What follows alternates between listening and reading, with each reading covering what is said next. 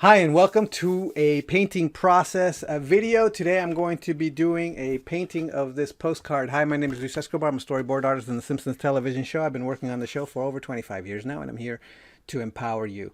So I'm going to be painting this little postcard. I'm going to be using this watercolor postcard pad, and I will link to the Strathmore postcard pad if you're interested in the description of this video. So I'm going to go through the whole process of doing this of this postcard, and just to let you know that some of the things I'm going to be talking about, I will be talking about painting the fundamentals and what's necessary to be able to paint anything in any color, and what you really need to pull off something in whatever medium. Each medium has its own quirks, of course, so you still need to play around with the medium and how it works in and of itself. But one of the things that I'm going to be talking about specifically is the ideas, the fundamentals that allow you to still, in spite of the medium, how to get the results you want. Either it could be watercolor or just regular pencil or digital or oil or acrylic. All the fundamentals are still there. So I'm going to be talking about that. So let's get to it. All right, so as I usually do, I am going to start this with just blocking in the light shapes, the light and dark shapes, which means I'm going to take a color, and I don't know which color yet. I'm going to just decide right now what color I'm going to use. I've been using purple a lot.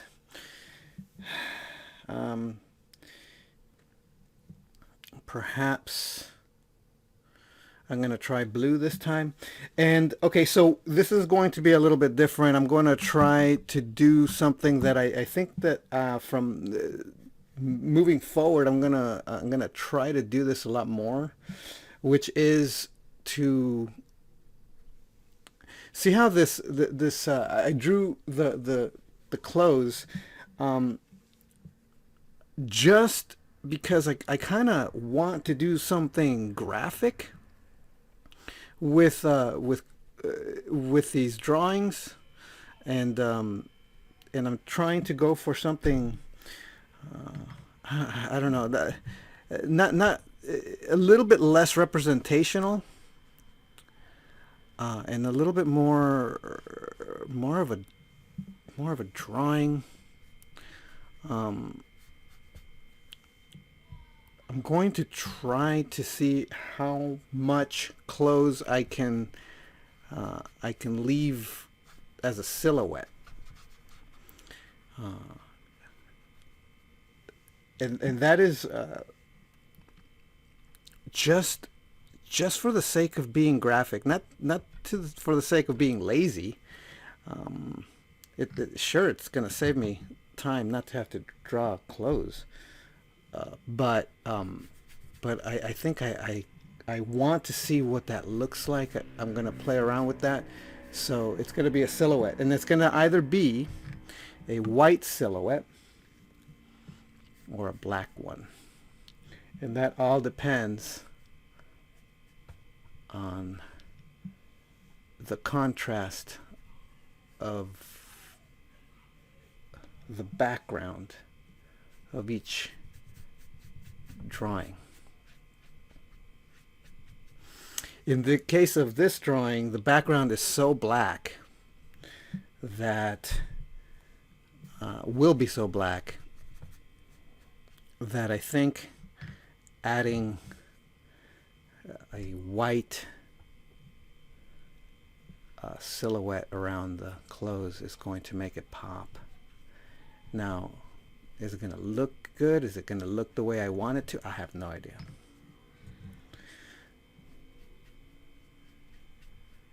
I take advantage of doing these postcards to do experiments, and then you guys get to keep my experiments.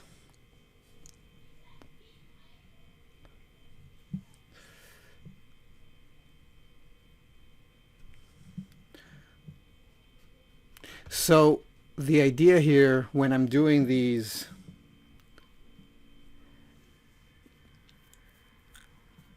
these what's the word, graphical placements of stuff, is that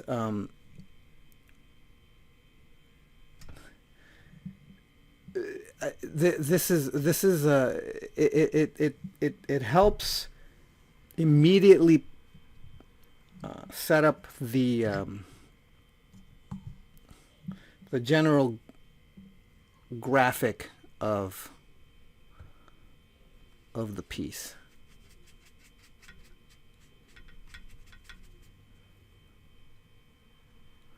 The lights and the darks. And I've said it before, and I'm going to say it here again, that if it's working at this point in the drawing, then the rest is gravy.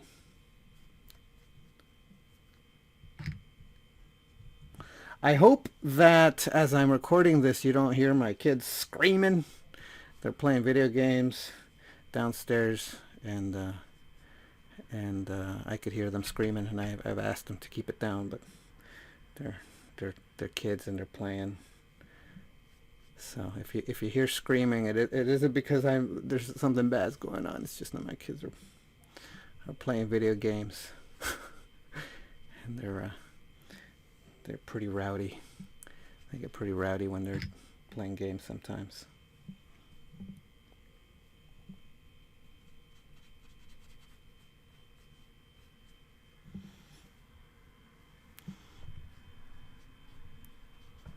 So again, like, I'm just placing all the darks, and I'm using blue. I don't even know if it's gonna be okay, if this is a good idea.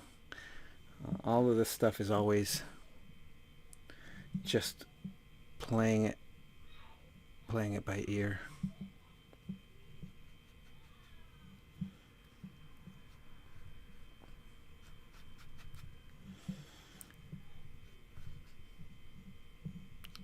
Just out of the seat of my pants kind of stuff. And that's what kind of makes it fun for me to do.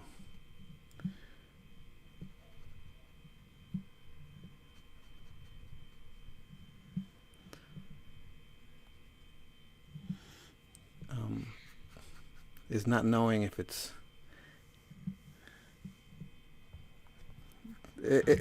part of the out of control feel of painting. I found that there are processes when doing any kind of work, once you get to a certain level of proficiency, that once it starts, things start coming together in your head the way that you're supposed to approach stuff.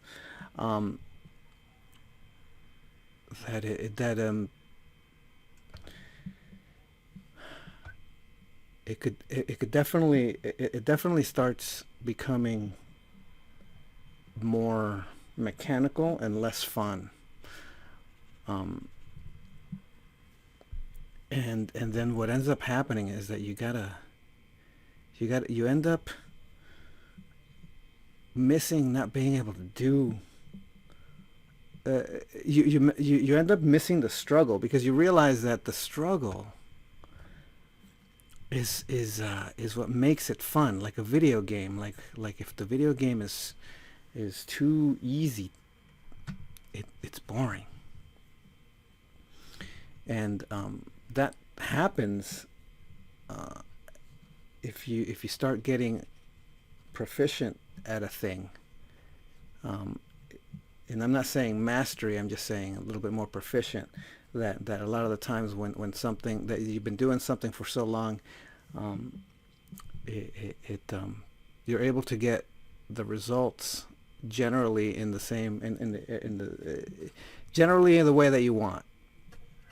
And then when that happens, I mean, it's great for a while until suddenly it becomes mechanical. Like suddenly it becomes this thing where you're like paint by number. It becomes kind of paint by numbers. Like that's what it feels like. And and when that happens, drawing actually becomes extremely boring. And I've noticed, like for example, I was listening to Steve Houston talk about painting one time, and I think he's gotten to a point where there was he got to a point where there's a level of proficiency, but he didn't say it this way. He didn't say that. What he would, but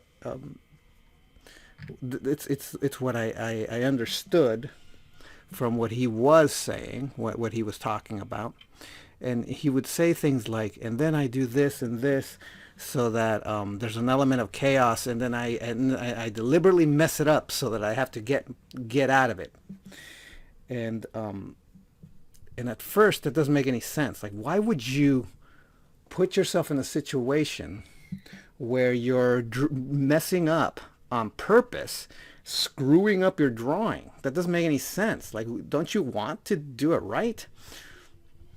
But when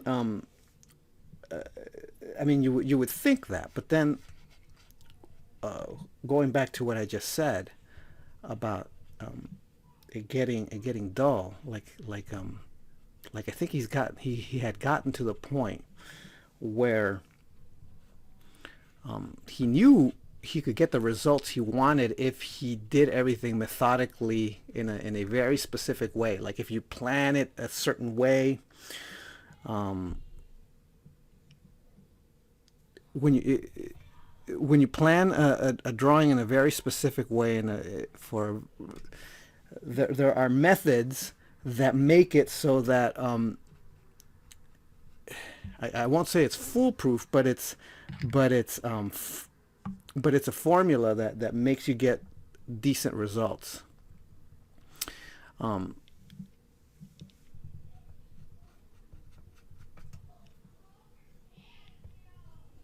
But it does become paint by numbers at that point. Like you're just like, okay, if I do this and then I do this and then I do this, then I'll get the results, and then I'm done.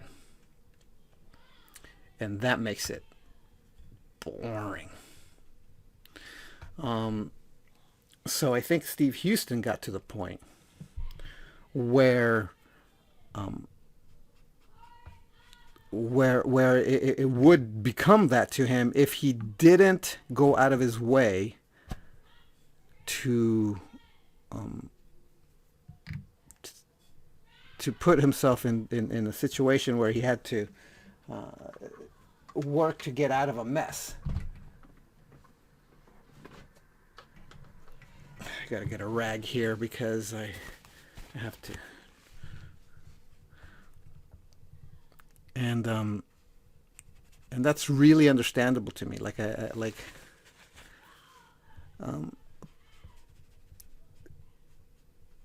The proficiency that I'm talking about comes from knowing the fundamentals well enough so that if you get into a mess, you have an understanding of the fundamentals that helps you get out of that mess. And that's when it becomes fun. Like it becomes a puzzle. And that's when it becomes challenging. But if you're it's a very weird situation. I'm saying the reason I'm bringing this up is because I've experienced it in digital. There was a point where there was this kind of look I wanted to get from my digital paintings. And then it was such a puzzle, and I worked really hard to figure out what it is that I needed to do to get the result. And I looked at videos and I watched people do it, and then I tried it myself, and I just kept on practicing, and I kept on looking for the answer, and then I kept on going back and forth. And well,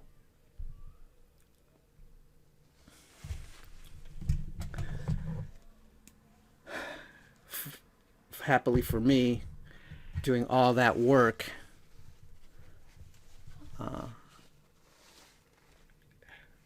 it absolutely got me to where I wanted to be.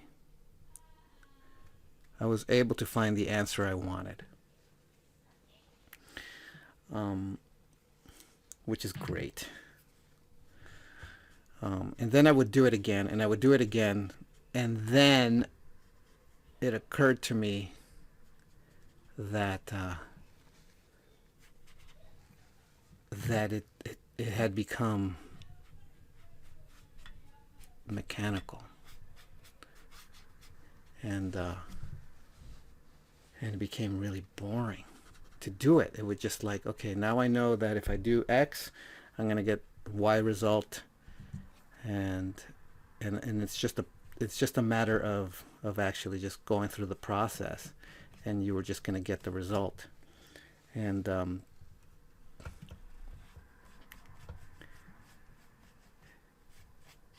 then it became really dull.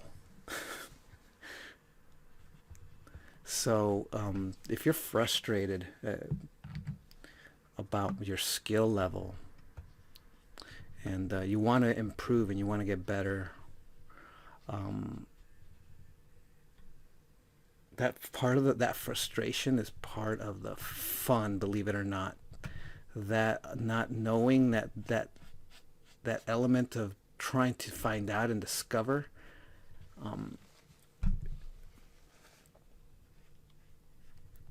you should really embrace that and enjoy that feeling of discovery and searching, because if you do that, you'll not only have fun looking for the answer, but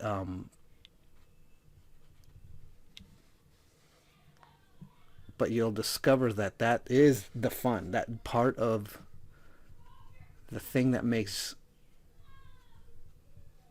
drawing and painting and stuff fun, is the struggle. In this, like I said, like in a video game, where it's if the game is too easy, you get bored. If it's too hard, you get frustrated and quit. And trying to find the right balance between both is the trick. That's hitting flow state and all that stuff, all that.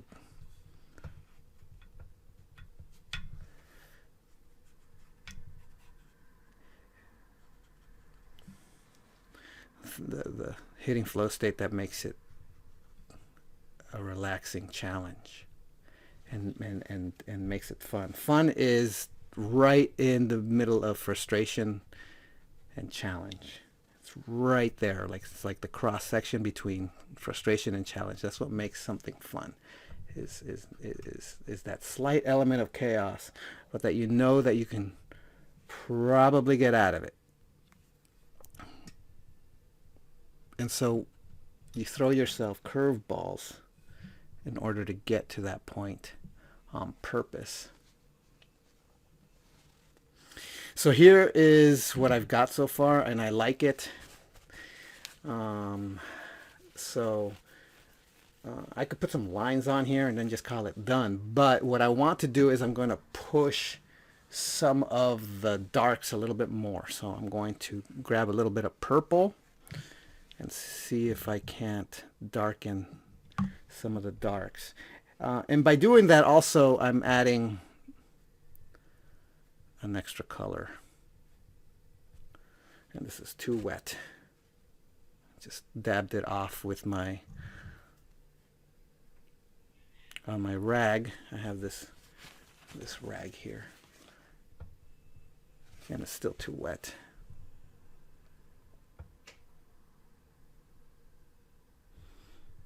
So any place that I think is darker than what I've got, like the darkest areas, I'm going to put some purple in there just to give it a little bit more depth.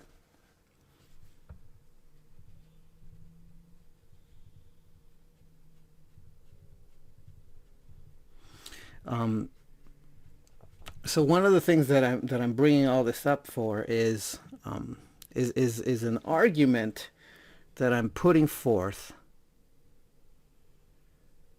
for learning the fundamentals.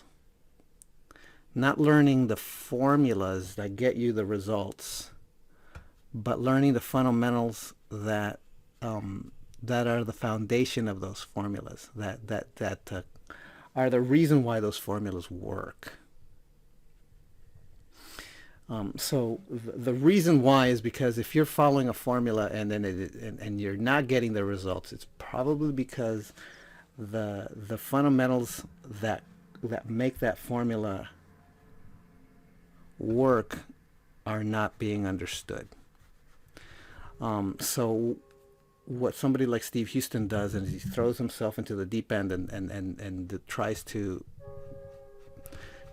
get his paintings to mess up, to be chaotic, to so that he can get himself out of it, because he understands the fundamentals well enough so that he could use the fundamentals themselves to get out of the situation that he put himself in.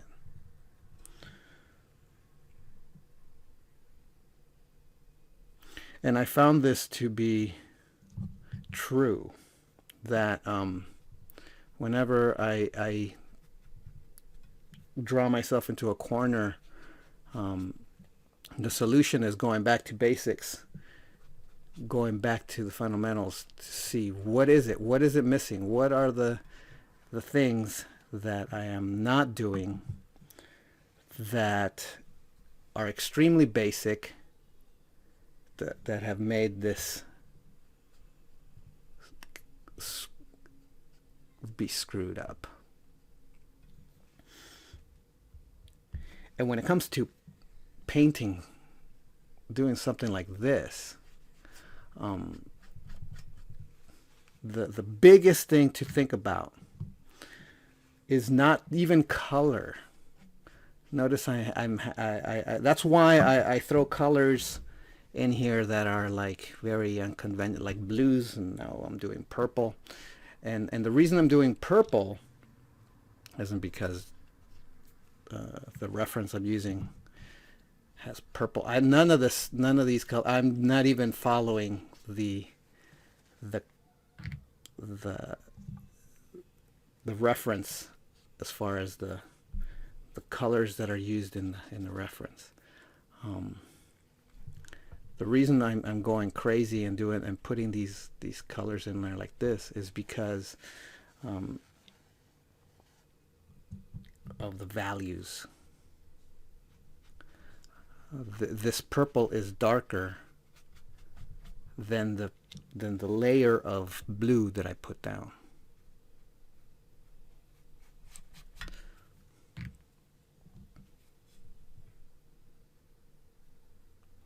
And because it's darker, or combined with the blue, the purple and the blue together make a darker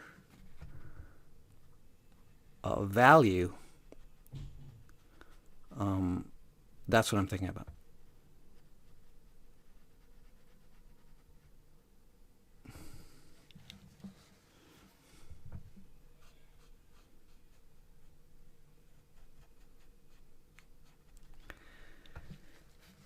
And this is something that is true universally with any kind of painting that you're doing.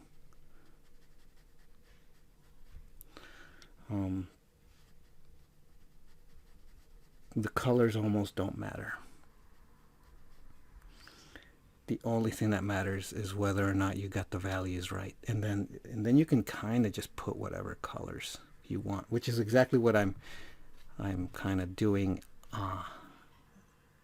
I'm proving it to you by doing it.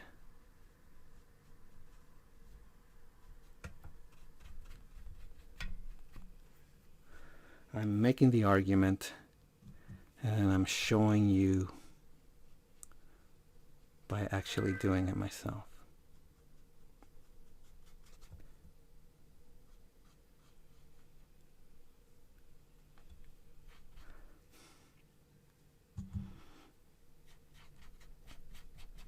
And I think the colors down here, the values down here on the bottom are darker, or I want them to be darker.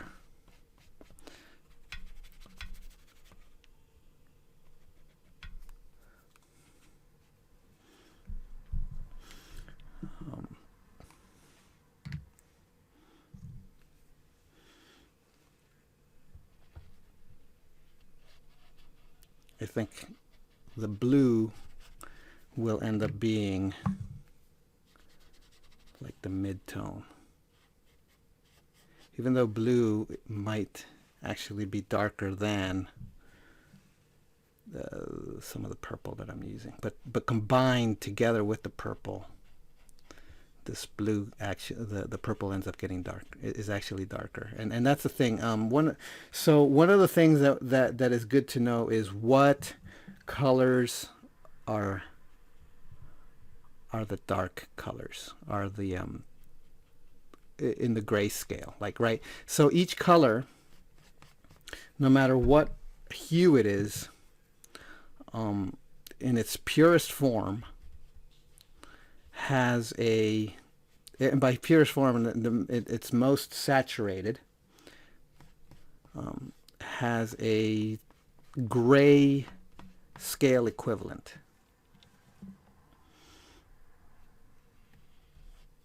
So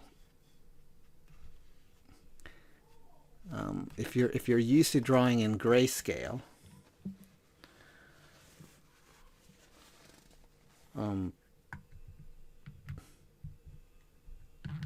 which is why practicing in grayscale is important. You're going, if you learn in grayscale, if you learn how to do this stuff in grayscale first, right, and you do everything in black and white with just grays, you're going to get good at seeing values. Then you could introduce color, and when you introduce color, the way you have to think about the colors in the same kind of grayscale that you've been practicing with the regular black and white. And each color has a corresponding grayscale value. And brown and like, say something like French blue or indigo blue are the closest things to dark gray. And extremely light gray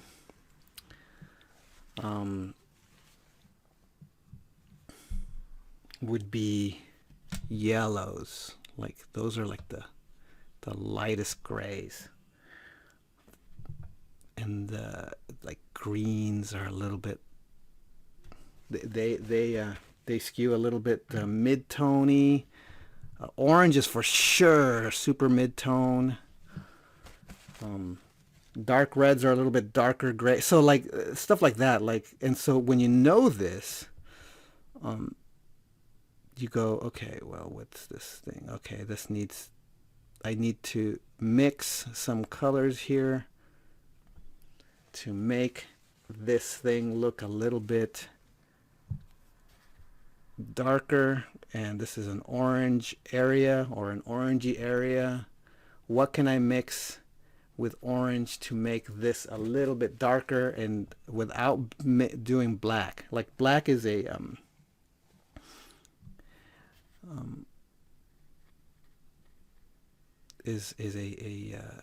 can muddy things, and it's okay if you want something to be a little bit less vibrant, right? desaturated. You could add gray, but ideally what you want to do when you want to desaturate a color is you want to add its complement, which is the opposing color of it, its opposite color.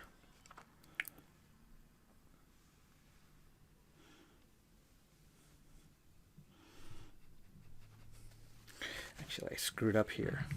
This should probably be white. So I'm trying to erase this here. In order to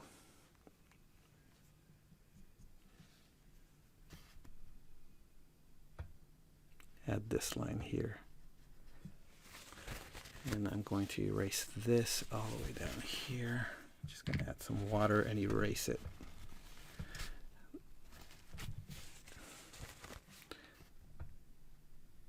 There. And now this is way too much. I may need to go in later when it's all dry so that it doesn't look the way it does right now, or just add some white gouache to fix that area up.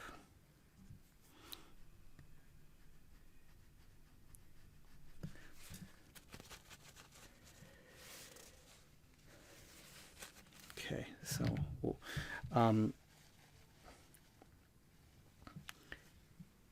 this is all kind of working. The only thing that I want to do now is I want to up the contrast a little bit with the clothes here. So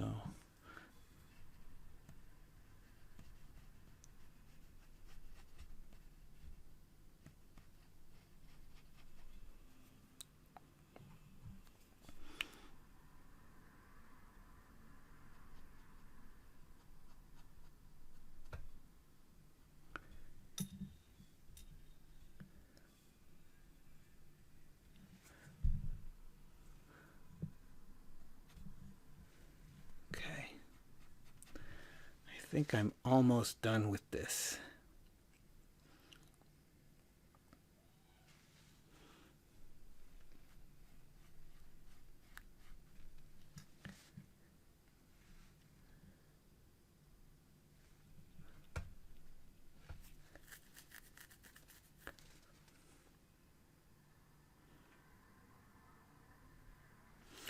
Yeah, I think I'm gonna add some lines and then call it a day.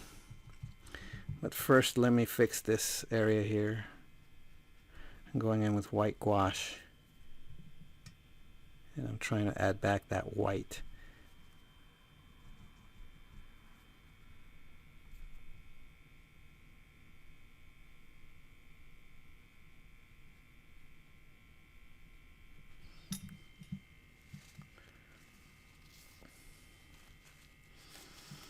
Okay, so I'm gonna come in here and add some lines.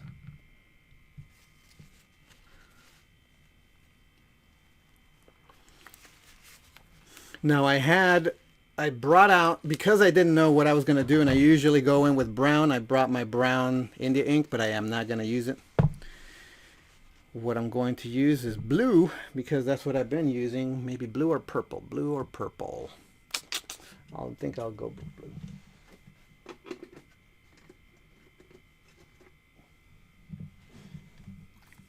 So here's this.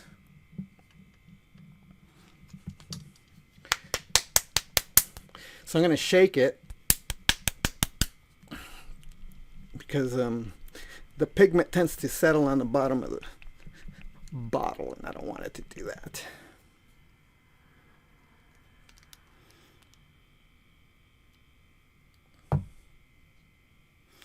All right.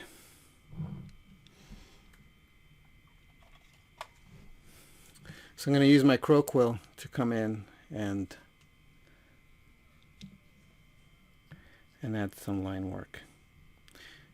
So I really have a difficult time doing this with a camera right in front of me.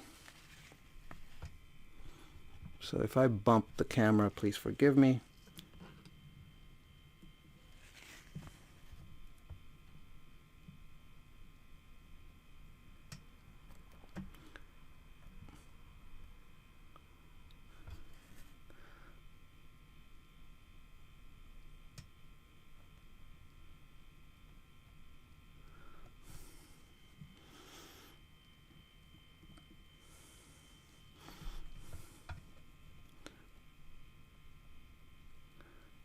probably should, now that I think about it, put some valleys right there.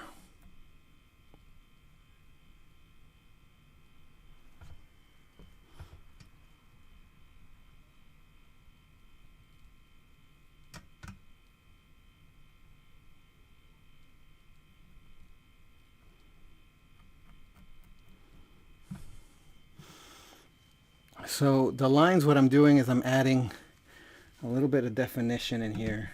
Any place that needs a hard edge, I'm going to try to add it in. Anything that seems too vague, I'm also going to try to add a little bit of line work on it, just so that there's a good separation.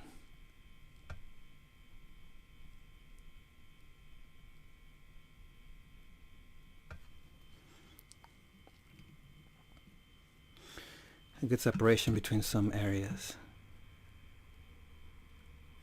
Oh, I picked up some paper fiber.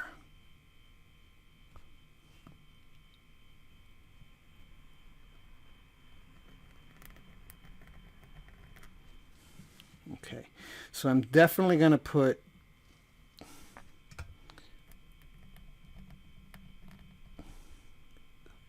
line work that separates this closed silhouette from the rest of the body.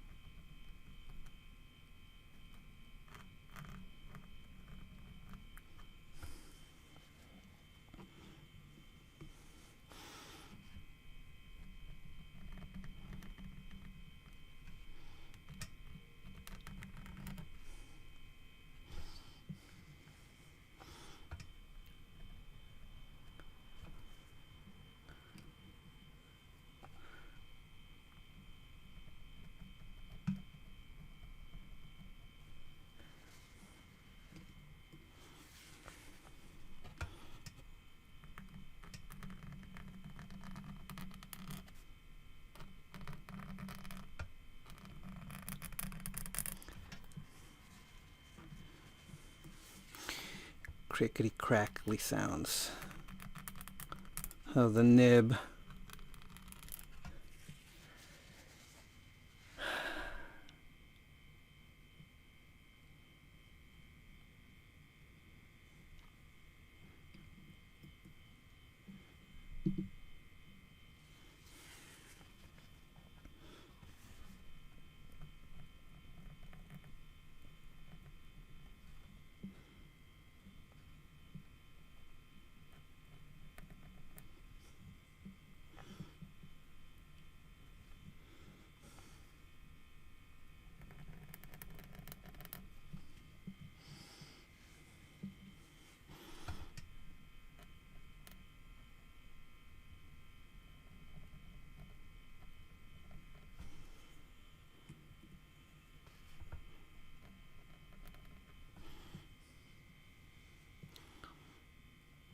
I think that's it.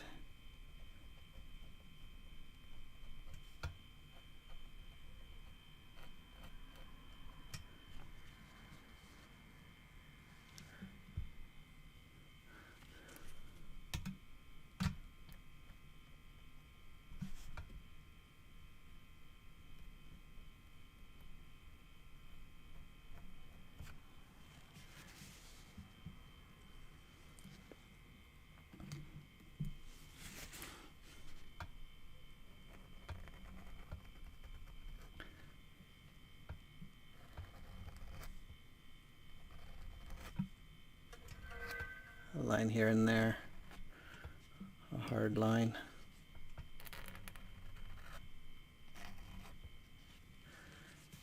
go. Okay, so I just put this my nib in water and rinsed off the ink. There is one thing I gotta put a little bit of value in that as I was inking, I realized that I probably needs it, and that's right here in this area of the eye. I want a very light halftone there. So watered down blue, just to make it feel inset.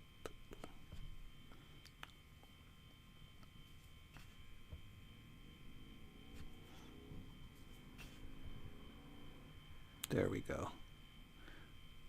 Just pop that in there, and then just the same, just right here.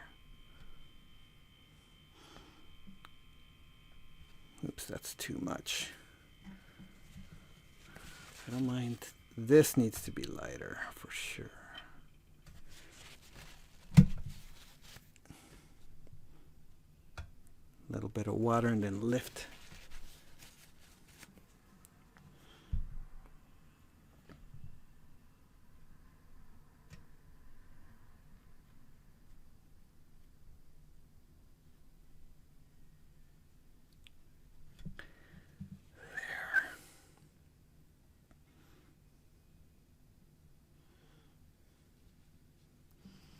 And I think that's it. Maybe I could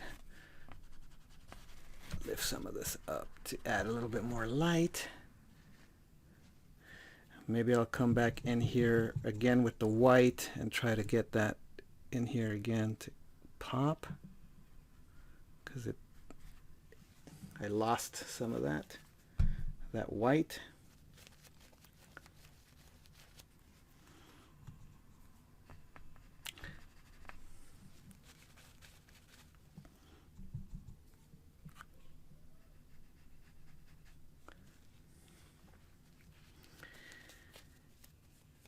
Yeah, so that's it.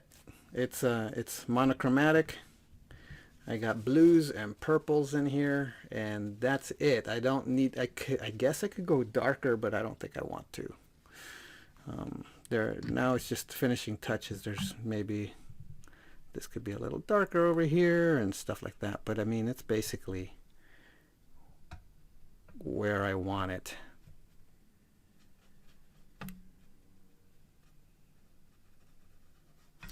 And in the reference I'm using, there is detail in the clothes, but like I said, I wanted to keep this as graphic as possible,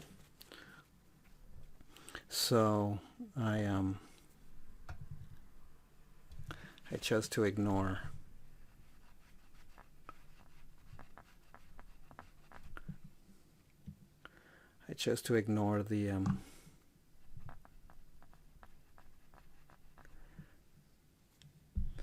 the actual patterns and clothing, and I'm going to experiment more with doing that.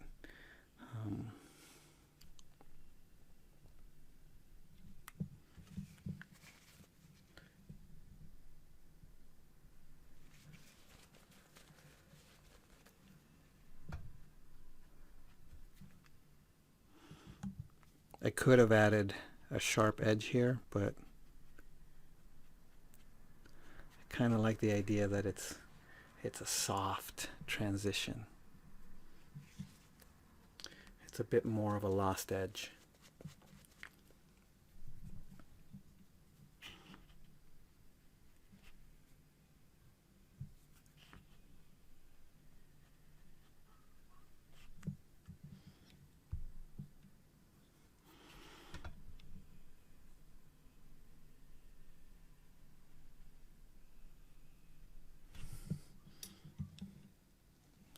Go.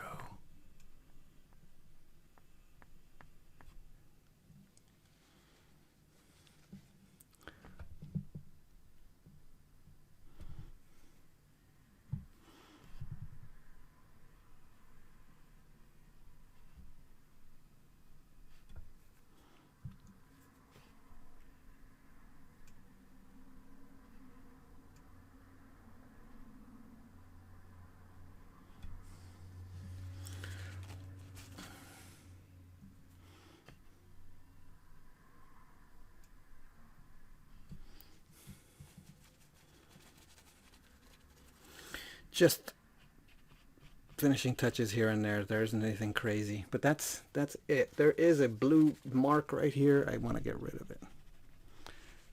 Just erase it, wet it, and lift it. There. I think that's it. Again, so these are light studies. I don't know if you can see it better if I do that. But these are kind of studies in light and shadow. You don't really have to do anything crazy with stuff like this. I wonder if I was to add just a halftone right here.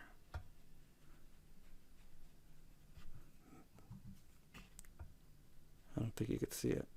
I don't think it's a big deal. Okay, so I'm done. Basically, I think there isn't too much left. Just stray hairs, maybe.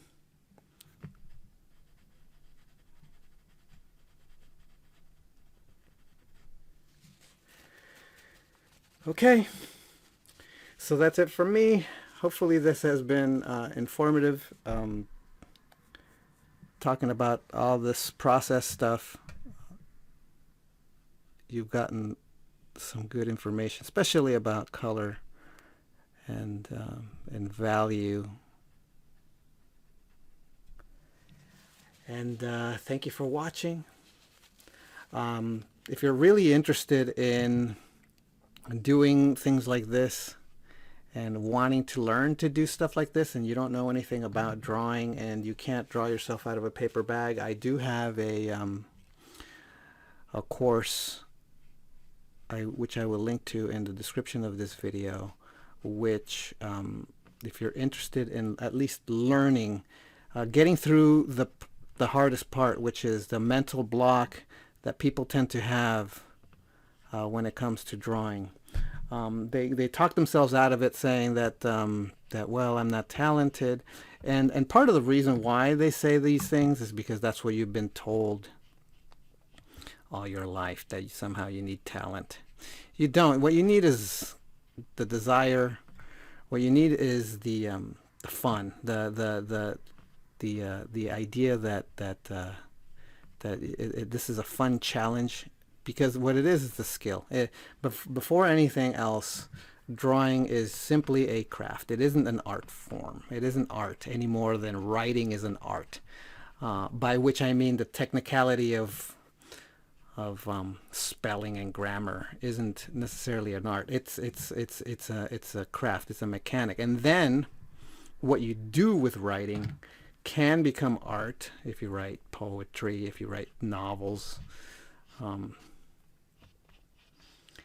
Then it can become an art. Well, drawing is the same way, where it's just a bunch of mechanics, and then once you learn them and you get proficient at them, then you can start expressing yourself with them the same way that you would express yourself with writing. But first, above all things, it's the fear of not being able to do it, not thinking that you can't.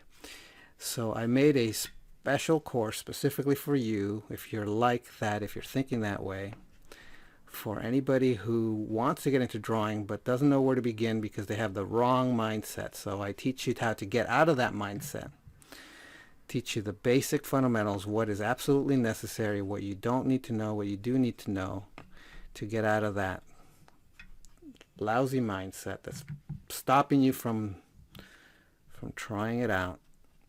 And that's what this course is about. Okay, so